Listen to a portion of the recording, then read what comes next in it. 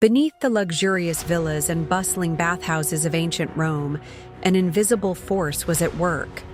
An engineering marvel so ahead of its time that medieval kings would later freeze in their castles, completely unaware that the Romans had solved the problem of cold floors 1,500 years earlier.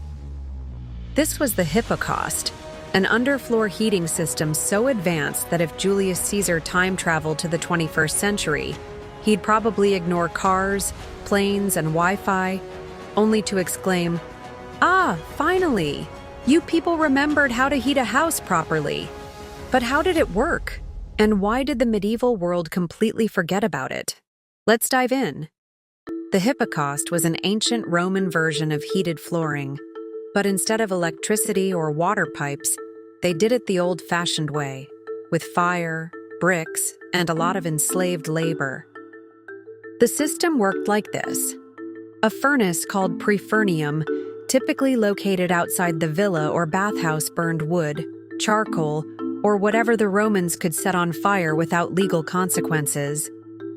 The hot air traveled under the floors, supported by short brick pillars, which kept the floor floating above a mini heat chamber. The warm air then escaped through hollow pipes built into the walls, turning entire rooms into ancient saunas, all without a single thermostat in sight. And it worked beautifully. That is, unless something went wrong, like if the fire got too strong, turning the villa into a slow cooker, historically rare, but not impossible. Some Romans even claimed that heated floors could improve digestion, which probably just meant their toes weren't freezing while eating grapes. Historians believe Romans may have invented the first heated toilet seats by running the Hypocaust system under public latrines. That's right. While medieval peasants were freezing on stone thrones, Romans were enjoying the VIP restroom experience of the gods. Of course, not everyone got to enjoy toasty marble floors.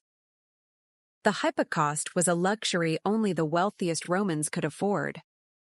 While the elite were lounging in heated villas, the average Roman citizen was shivering under 15 layers of wool, dreaming of the day they too could walk barefoot indoors without catching pneumonia.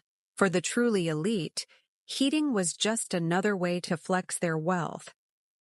Imagine a Roman noble hosting a party, casually bragging about how his entire house was heated from below.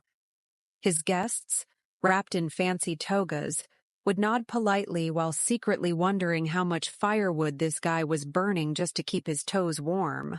But for the rest of the population, there was an alternative: public bathhouses.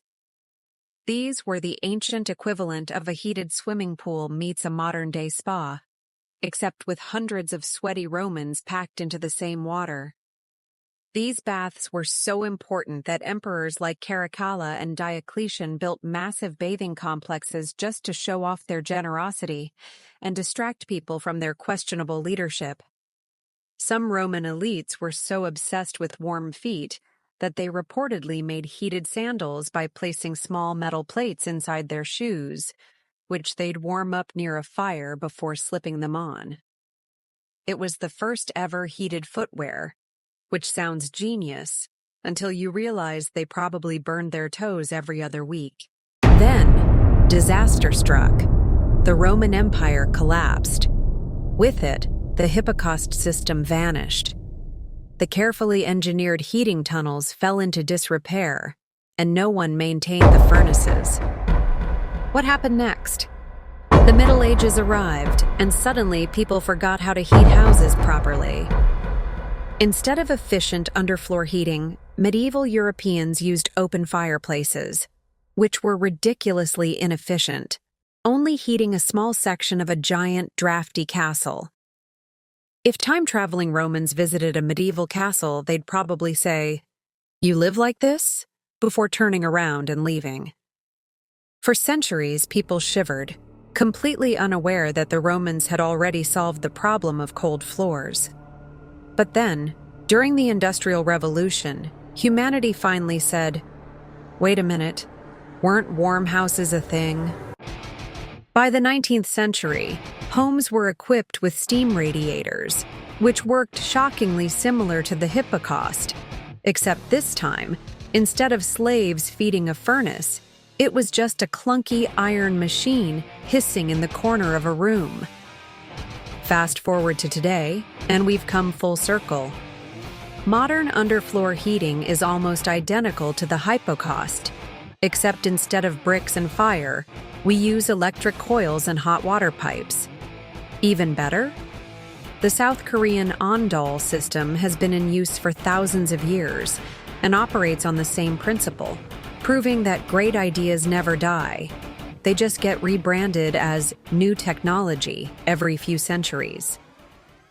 As you step onto a heated floor today, consider that you're experiencing a luxury the Romans mastered millennia ago.